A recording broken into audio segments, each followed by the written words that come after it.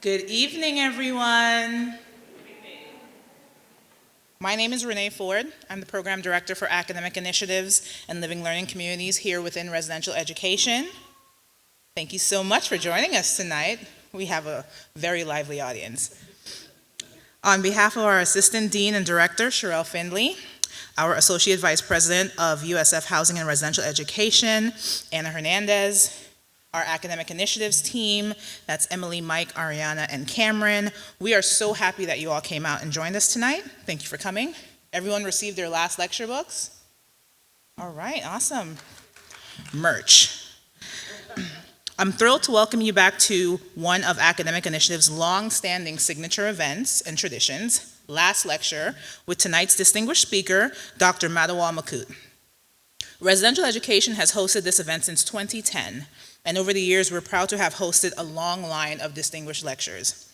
This includes Dr. Attar Kaur, USF's 2012 Teacher of the Year, Dr. Christian Wells, Director of the Center for Brownsfield Research and Redevelopment, and one of our longest-standing faculty fellows, and Dr. Lindy Davidson, Associate Dean of Academic Affairs in the Judy Genshaft Honors College. We're here to continue that tradition tonight of hearing and learning from one of our esteemed faculty members. Now, this is not going to be a traditional class lecture. The goal of today's lecture is to provide an opportunity for a distinguished faculty member to present a message of inspiration, as if this were their last lecture. For those unfamiliar with the book that you received when walking in, this lecture is based on The Last Lecture, which was written by Carnegie Mellon professor Dr. Randy Pausch. Dr. Pausch was diagnosed with terminal cancer. Before his eventual passing, he held a widely viewed and celebrated lecture, and eventually this book, to capture his words and lessons for life in the hopes that his inspiration could live beyond his time on earth. We here in Residential Education find it important to bring this type of inspiration to you as members of the USF community. I hope you enjoy yourselves tonight. Please join us for refreshments after tonight's speaker, and come meet with our speaker, our faculty, and our staff who are with us tonight. And so without further ado, please allow me to introduce your speaker for tonight. Dr. Matawal Makut came to USF in 2010 from Nigeria, where he earned his medical degree in 2005 and served as a medical officer in an OBGYN practice. While at USF, he earned a master's degree in public health, in health policy, and a graduate business certificate in 2012. He then proceeded to the Mumma College of Business and obtained an MBA in 2015. And is a member of the American College of Healthcare Executives. As an instructor for the USF College of Public Health, his research interests include health policy, healthcare, financing, and maternal, child, and health issues. Dr. Makut has also served our residential student community as a faculty in residence for the past 6 years in Beta Hall and most recently Poplar Hall, and as a faculty fellow before that. In these roles, Dr. Makut lives among students and helps them foster habits of curiosity and involvement in educational, cultural, and service activities beyond the classroom. And he creates opportunities for students' lifelong success. He has planned and implemented social as well as educational programs while serving as a role model, teacher, and leader within the residential community. During his free time, Dr. Makut enjoys traveling, music, exercising, and watching a great game of soccer, which of course the rest of the world knows as football. So please welcome our esteemed professor and lecturer, Dr. Matawal Makut.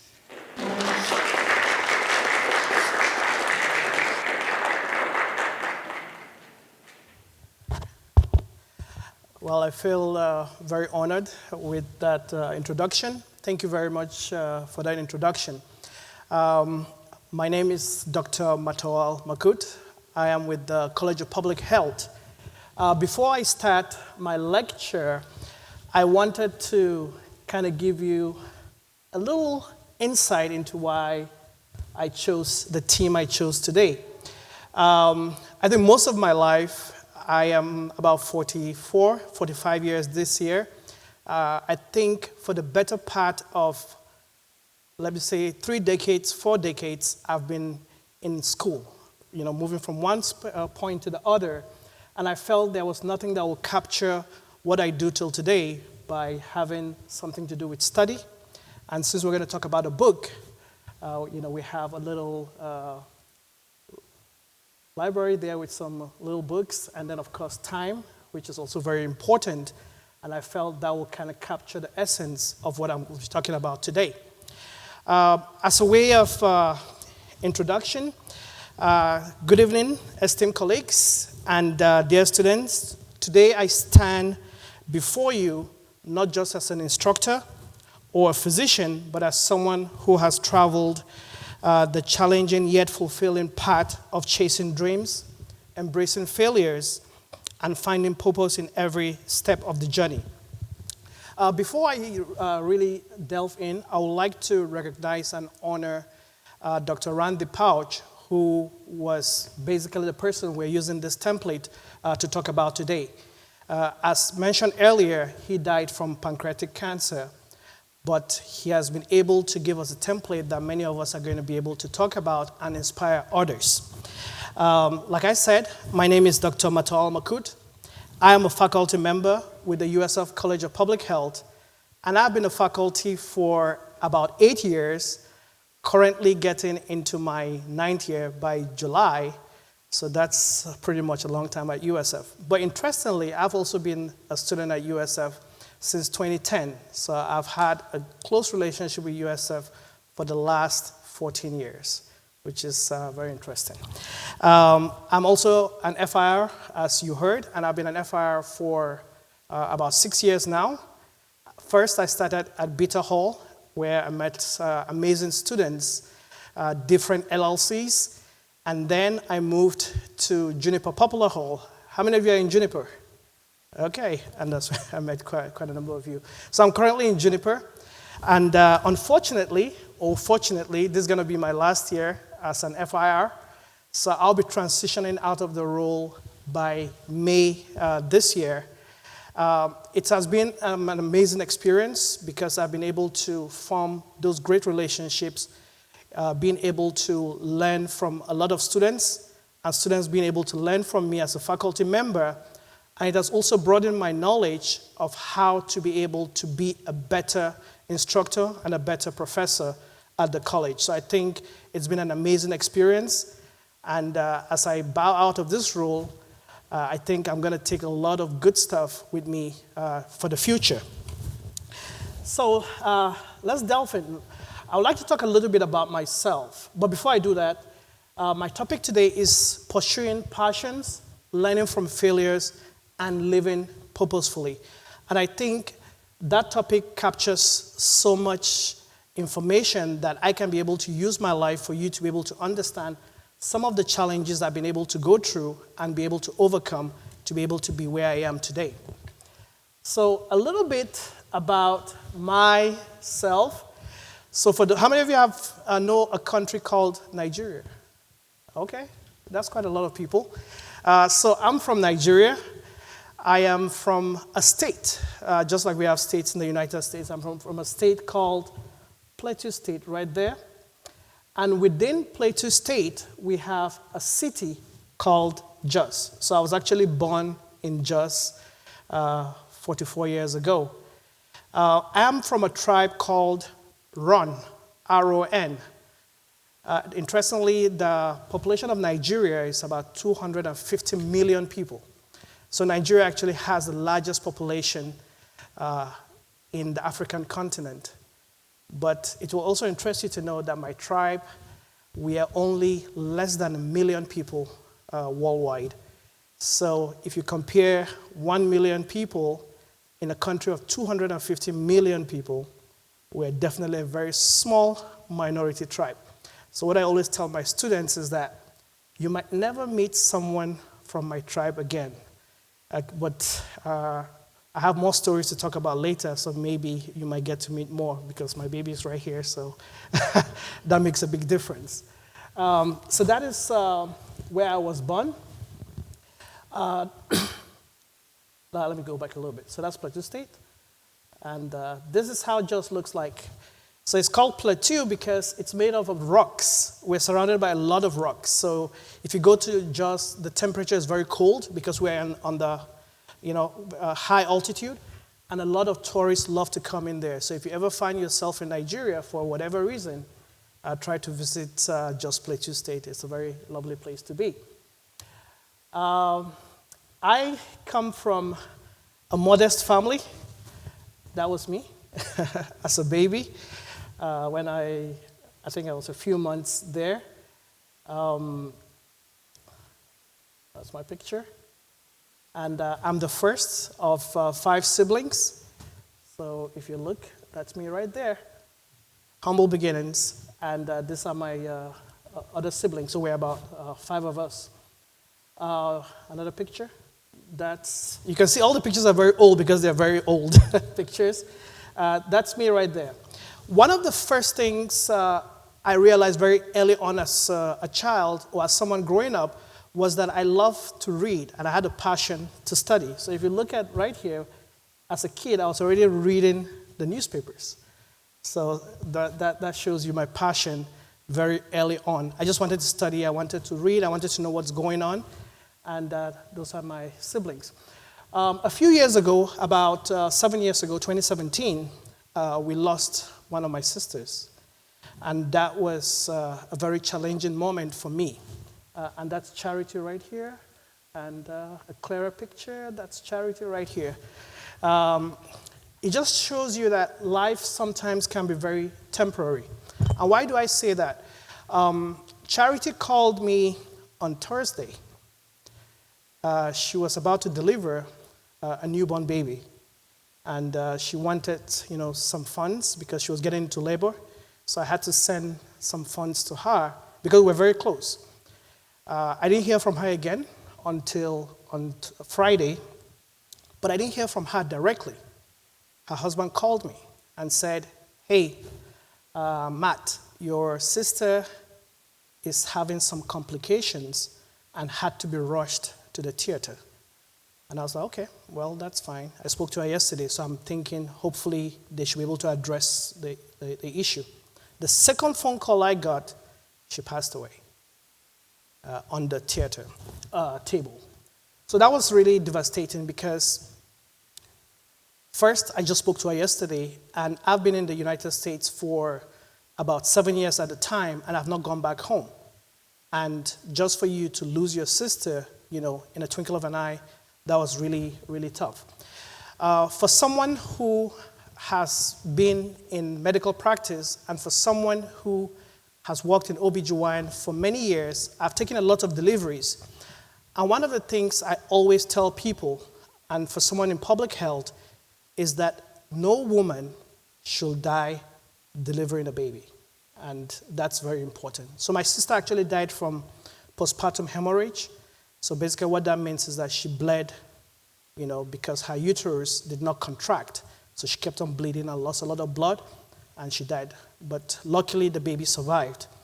And that was a very tough experience, for a young faculty, for someone that just graduated, being exposed to that kind of situation. So that was something that I had to be able to navigate. Another very challenging thing early on was the fact that I couldn't travel home. You know why? Because I just graduated, I didn't have a job at the time, and I couldn't pay for my tickets to get back to Nigeria, so I couldn't travel. So I couldn't go for a burial, and the rest is history.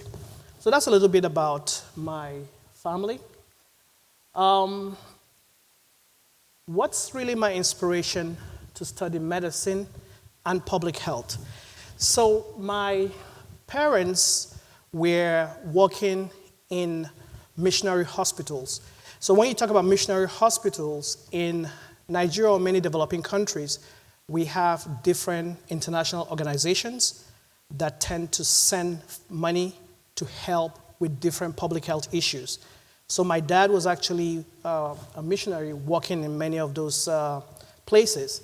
So one of the hospitals that he worked was called Mangu Leprosy and Rehabilitation Center. So how many of you know leprosy? Okay. So Mangu Leprosy and Rehabilitation Center, you can see it's a rural area. It's a hospital that caters for 2 major diseases, leprosy and tuberculosis.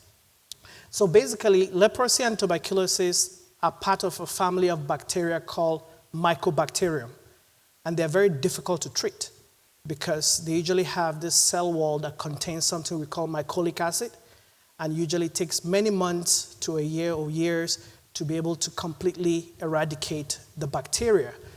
So my dad was the director of that hospital, and basically it's a community, as you can see.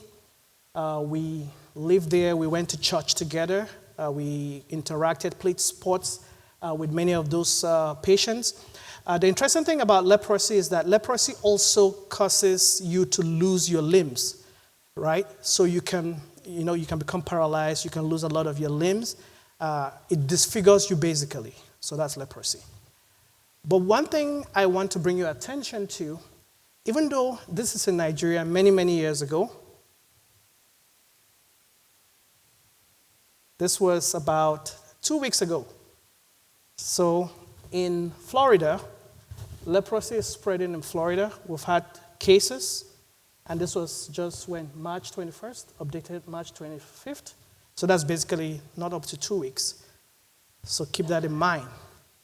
Apart from leprosy, we also have this. We now have the 11th case of measles reported in Florida. Why am I bringing this up? It's important because when you look at medicine and you look at public health, these diseases, measles and leprosy, typically are called infectious diseases, and you tend to see them more in developing countries, right? When you come to the US, we tend to deal more with chronic diseases like what? Hypertension, things like heart disease, cancer, COPD. Those are like the leading causes of death in the US. But now that we're beginning to see some of these infectious diseases that typically you see in developing countries, it's important for some of you to kind of take interest. And many of you that might be in healthcare or find yourself in public health or medicine, or even just generally for knowledge, it's good for you to know what's going on in your community because it's right here. So that's why I decided to talk a little bit about that. But that to me was my very first inspiration into medicine and into public health. Growing in those communities, seeing some of those diseases, and I was inspired to be able to, try to help in the future when I grow up. So that's that about my early days. So when I was preparing for this particular presentation, I decided to choose the topic resilience, passion, and purpose because those key ingredients were important for me in shaping my life very early on. And I was able to navigate a lot of challenges to be able to get here and be able to do what I'm doing today. So I'm going to talk a little bit about my life using different chapters, just like the book. And we're going to see how I was able to navigate some of those challenges with resilience, passion, and being able to have a purpose to achieve what I have achieved today. So this was me, graduating medical school, 2005. It's been a long time, 19 years ago, I think.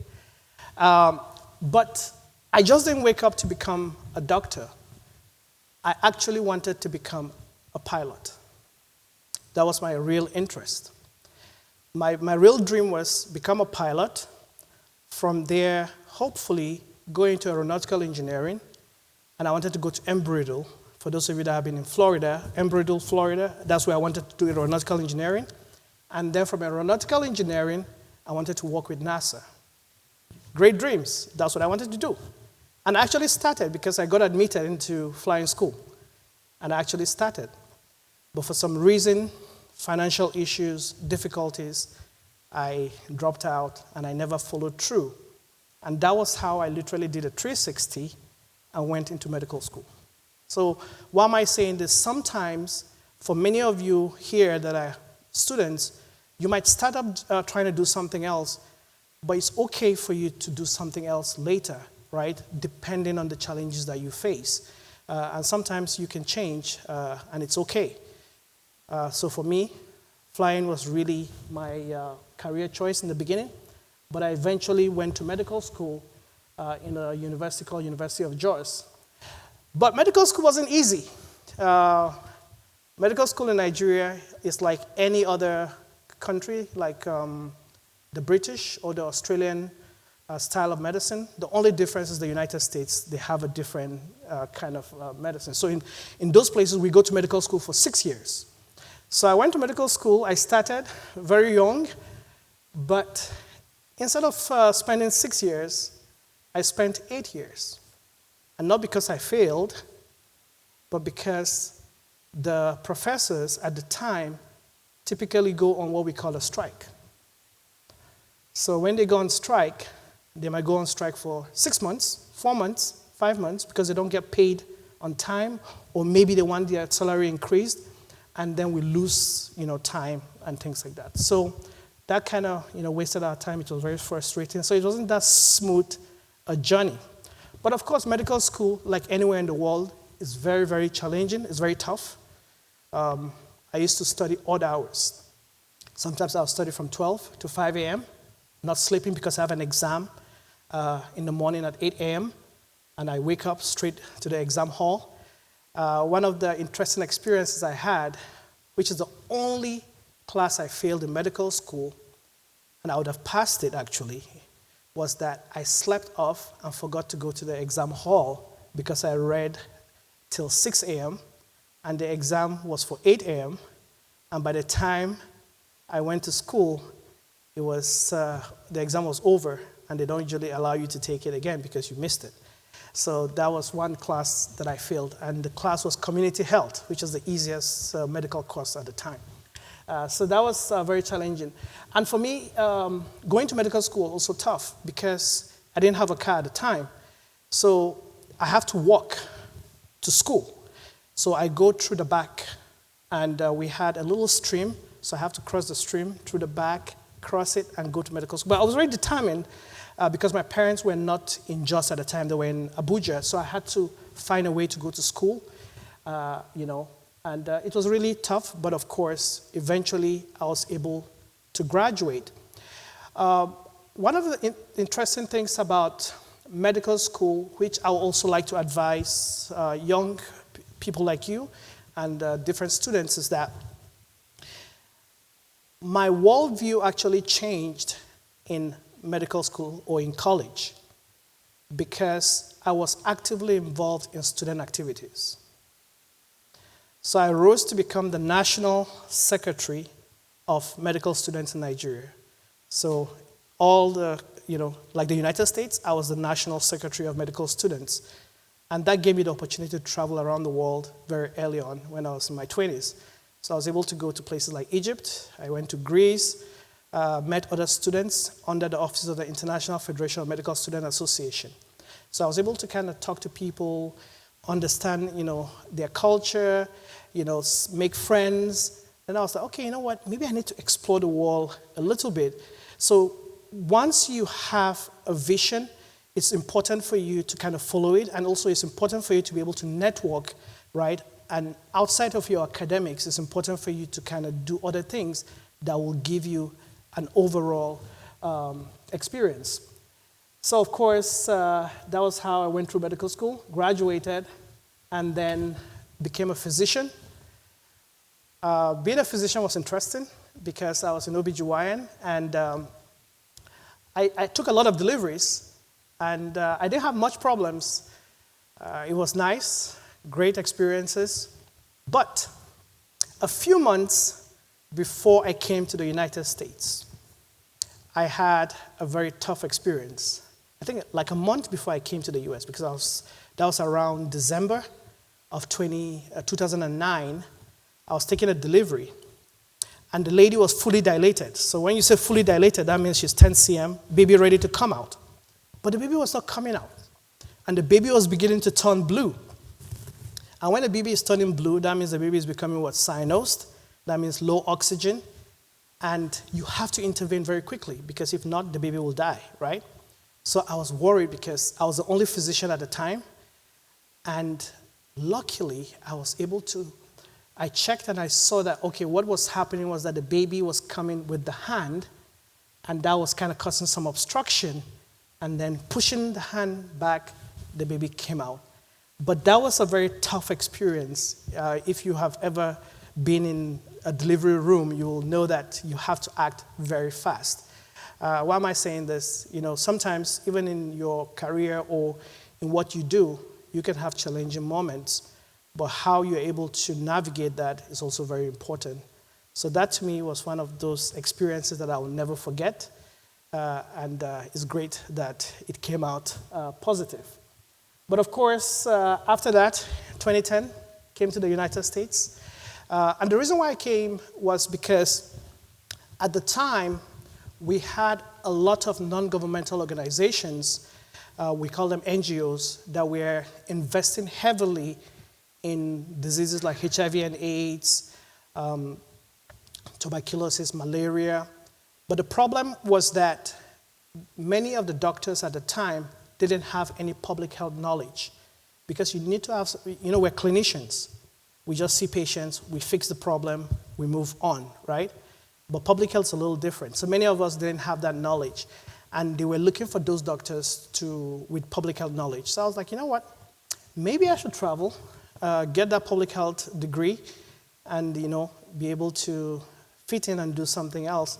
And that was how I was able to, come to USF. And I chose Tampa at the time because the weather of Tampa is just like the weather of Nigeria. So it's either it's dry season or it's rainy. So either it's raining or it's not. There's no snow back in Nigeria. So that was why I chose Florida and Tampa. And then the school was actually highly rated.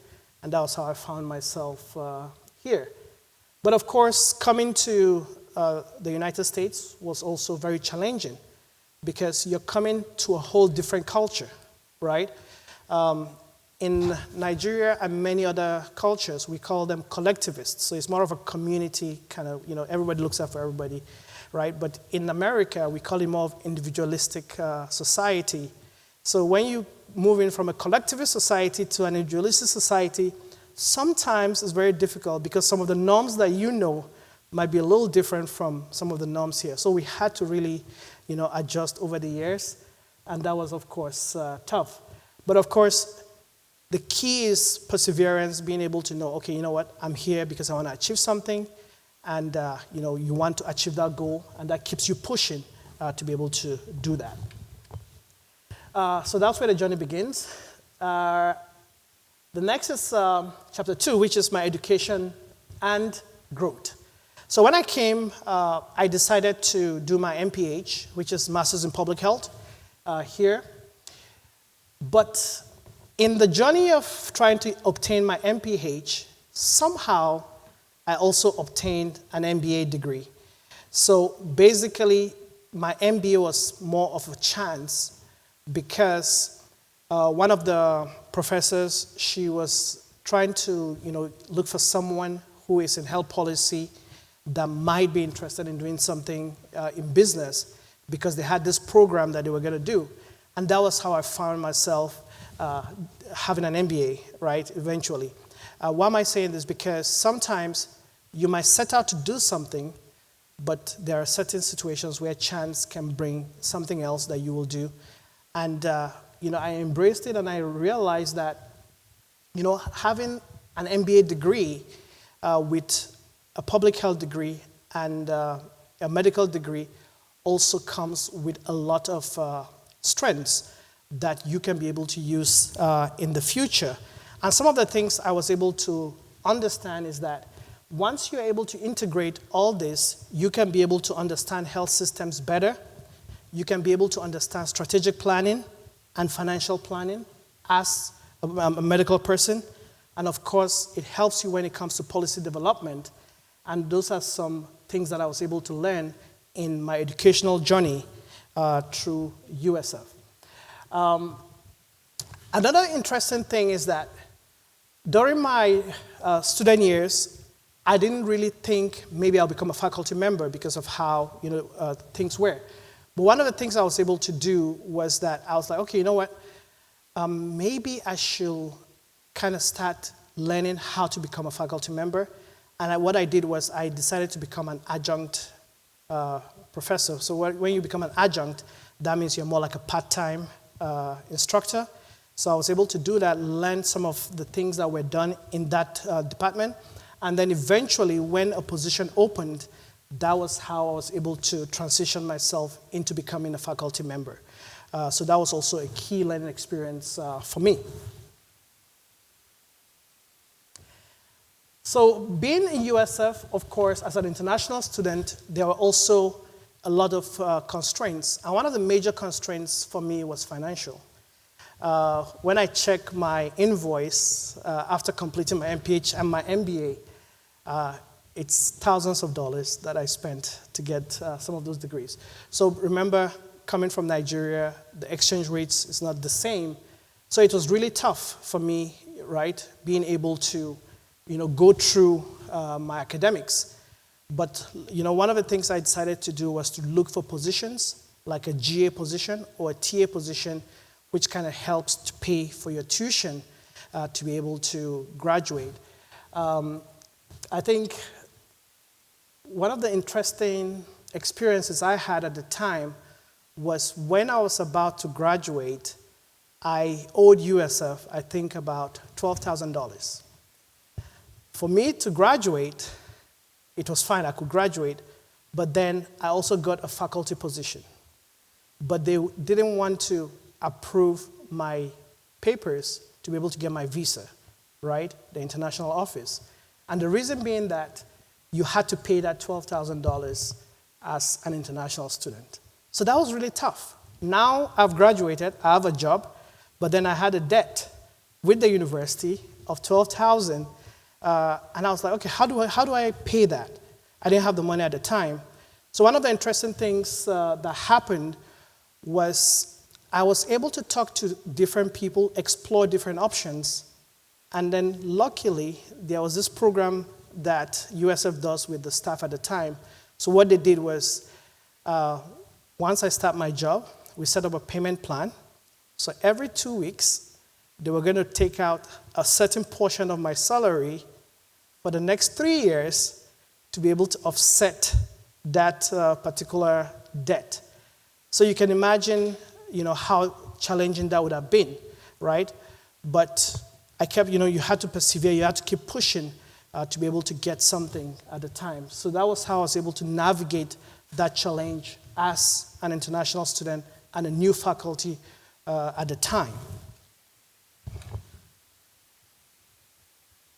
All right, so talking about resilience, so in all of my stories so far, resilience has been a crucial factor for me to overcome challenges and setbacks, but it has also helped me to be able to build certain characteristics. I think one of the most important things I've been able to build was adaptability, right? Sometimes things might not be straight, but your ability to be able to adapt to different challenges helps you to be much stronger. So that was one thing I learned in terms of building resilience. Another was coping strategies. So if you're under a lot of stress, right, there are different things that you can do. Either you exercise, try to eat better, get enough sleep, get a lot of rest, right? All those are things that you can be able to use to cope during those challenging moments. And I'm saying this because as students at USF, many of you go through some of these challenges, whether you're, in-state, whether you're international, right? Some of those challenges are for every one of us. So being able to find solutions or ways to be able to cope will help you a lot. And exercising, eating well, getting enough sleep, and trying to do maybe yoga and some of those things are ways in which you can be able to overcome some of those challenges. And I think when it comes to resilience, your learning experiences also counts, because many of the things I learned over the years was able to help me to build that resilience till today. Another interesting thing about resilience was that it was also tested through cultural and professional experiences. I'll share a little story of resilience.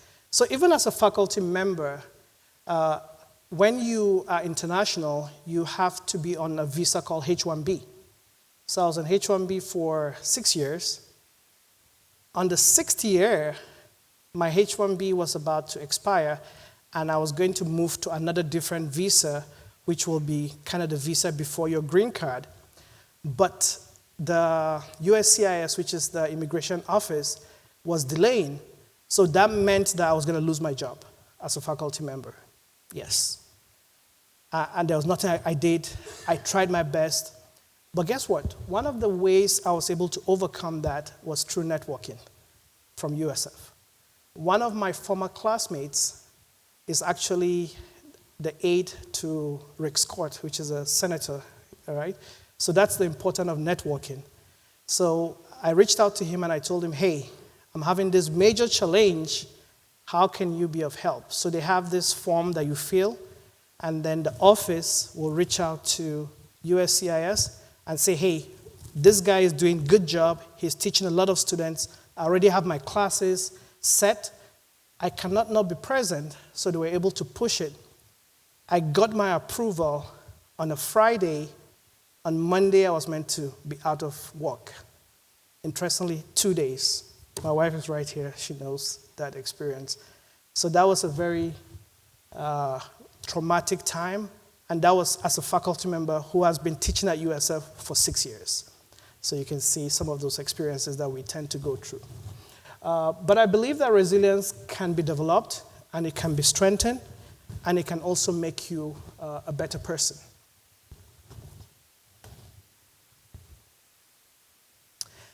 So in all this, I feel you also need to find your purpose and passion. Because if you don't find your purpose and passion, you're less likely to enjoy what you do. So for me, medicine is my passion, public health is my passion, and now teaching is also my passion.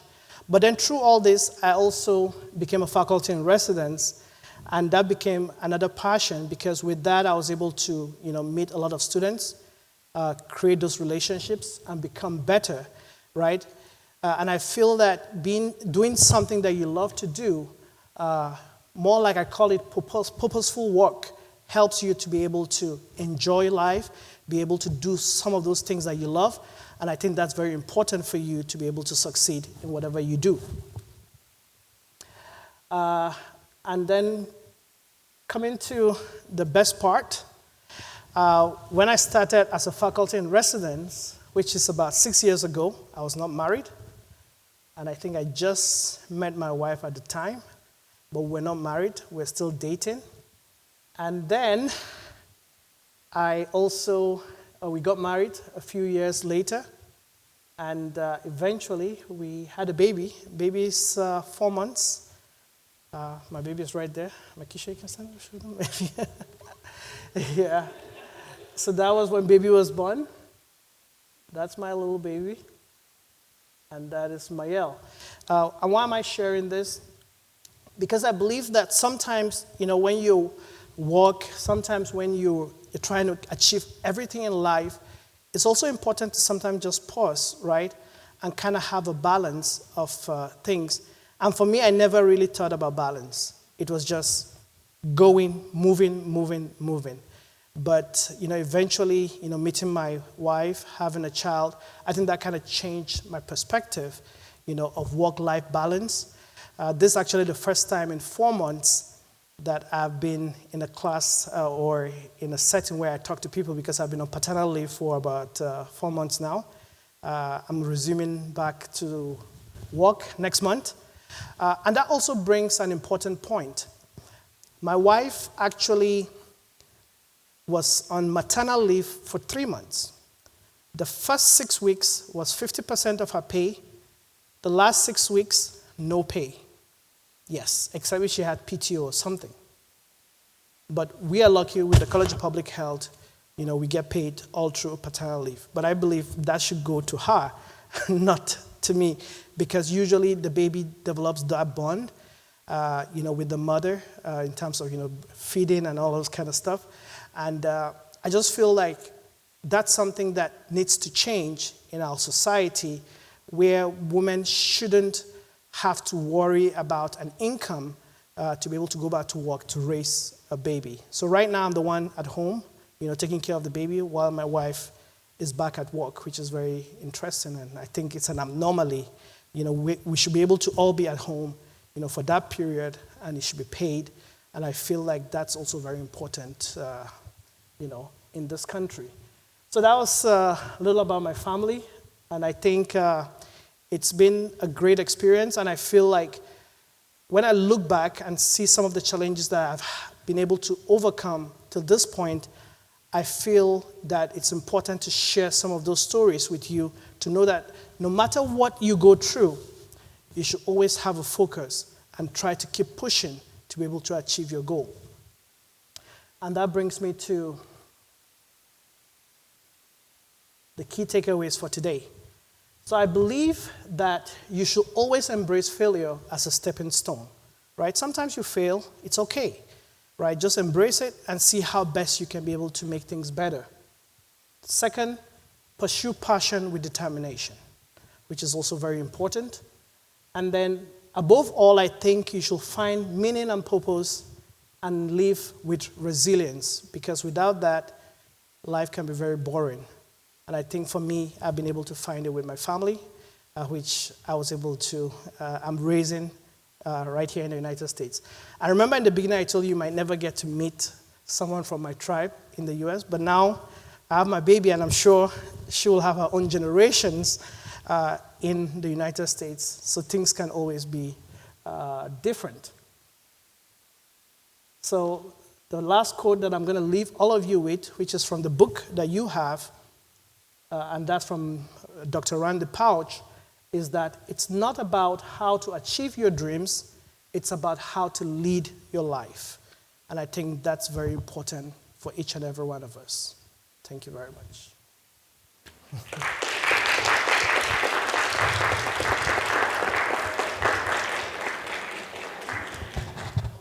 Yes. So I decided to leave a few minutes. If you have any questions for me, anything I can answer. Medicine, public health, business, whatever you want to ask. Feel free. Students, you can ask me any questions.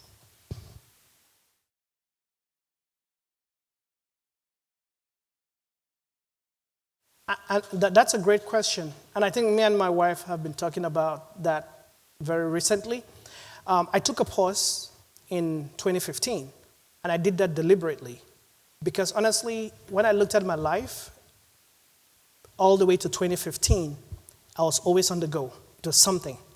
This degree, doing this, doing that. And I was like, you know what? It's time for me to kind of do something else, And that's how I became a faculty member at USF. And I've been doing that for, this period. But I feel like I've reached a point that I'm beginning to think of doing something else, right? It's still in the works, but definitely I think I've reached that point where it's going to be something else. And maybe in the future you get to see what I intend to do. But definitely I think I've reached that point that I want to do something else.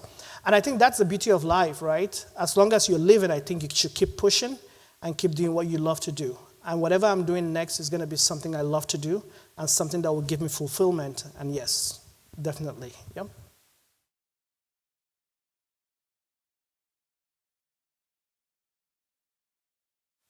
Yeah, so I honestly feel the future belongs to many of you in this room, right?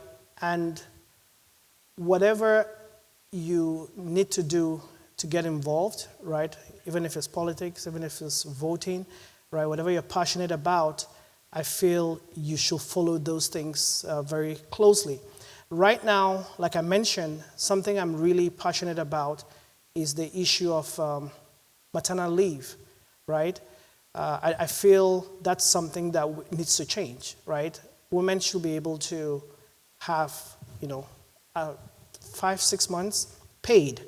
If you go to places like Australia or New Zealand, they actually give them a year of paid leave. Because when we were on a cruise recently, we talked to a lady and she told us that. And I don't know if that's correct, but yes. So that's a policy that needs to change. Another will be things that has to do with diseases, like infectious diseases. I feel like, vaccination is becoming a controversial issue, which I feel shouldn't be controversial, but that's my point. And I feel like if we lose track of that, for someone that trained in Nigeria and has seen some of those issues, I think that's a policy that needs to be strengthened, where we shouldn't politicize anything that has to do with vaccinations, because it's very important, it's very preventive for someone in public health and in medicine. I think it's something I stand very strongly on, and that's just my opinion on this. What else? And I think just keep an eye on infectious diseases. I think it's something we should also be very careful about. And I think those things I'm very passionate about. And of course, maternal and child health. There's a lot of disparities, even in the United States. I lost my sister during childbirth. We still lose people in the United States during childbirth. So that's something I'm also very passionate about. And I feel things need to change, and there should be a lot of investments in public health to prevent some of those issues. Yeah.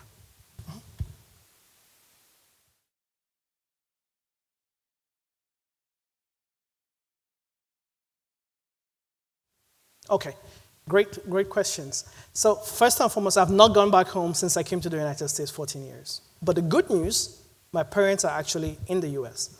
So they came visiting about 3 months ago. They've been with me, they were with me for about a month because they wanted to see the baby. And now they're with my sister in North Carolina, and they'll be going back next month.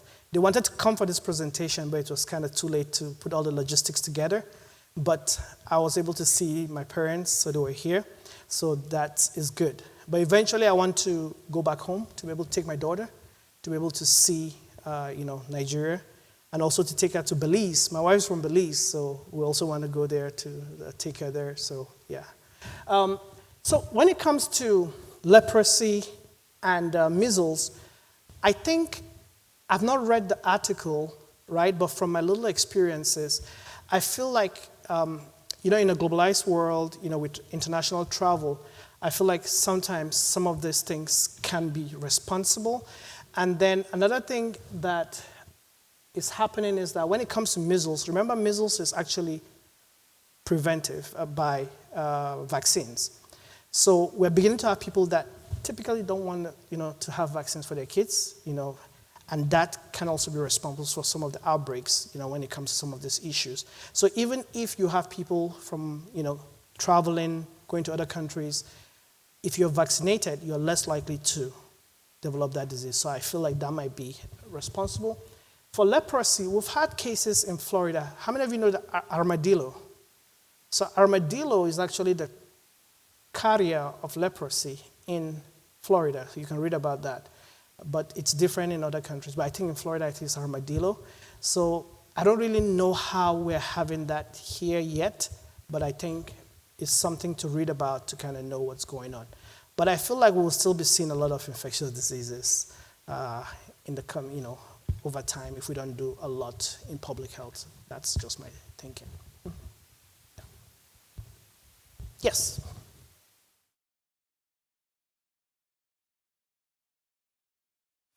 Oh, yes. Yes. I always knew, one of the things I wanted to put in my presentation was my yearbook from university. In my yearbook, I put that I wanted to travel the world and I wanted to go to the US. Literally, it was there. And guess what I put I wanted to do? I wanted to study community health, which is public health. So I already kind of knew way back. I remember I told you as a medical student, with my networking, doing a lot of student organization stuff, I was able to meet a lot of people from other countries, travel to those countries. So that kind of exposed me to, people from other cultures. And I was like, you know what? Maybe I should travel, get to see what the world is. And I think that traveling and learning from other cultures makes you a better person. And I feel like even if I go back to Nigeria today, I think I'll have a better understanding of, the world and might be able to do better. And I think that's important. And I think to me, that's what I wanted to achieve. And that's why I traveled to the US. Even though they have not allowed me to go back yet, so. Yeah.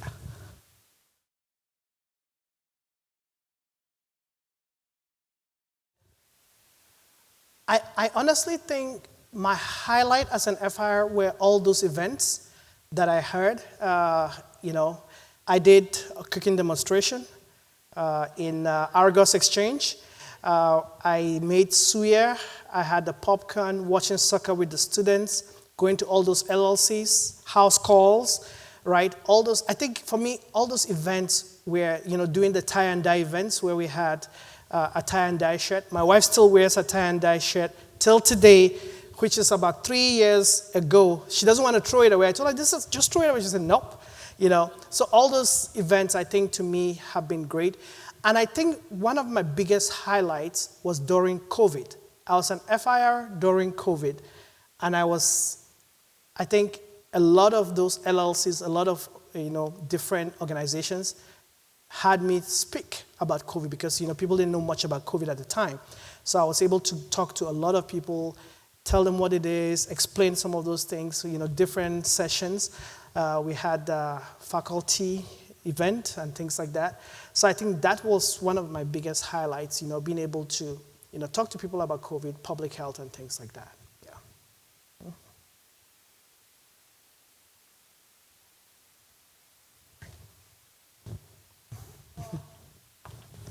Thank you so much. I appreciate it. Yeah. Thank you. On behalf of residential education, we'd like to present you with a token of our appreciation.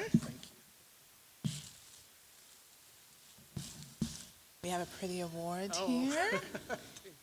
And the award reads, Dr. Matawal Makut, in gratitude of your 6 years of service as faculty in residence for USF Residential Education and 2024 last lecture keynote speaker. Please give him a round of applause.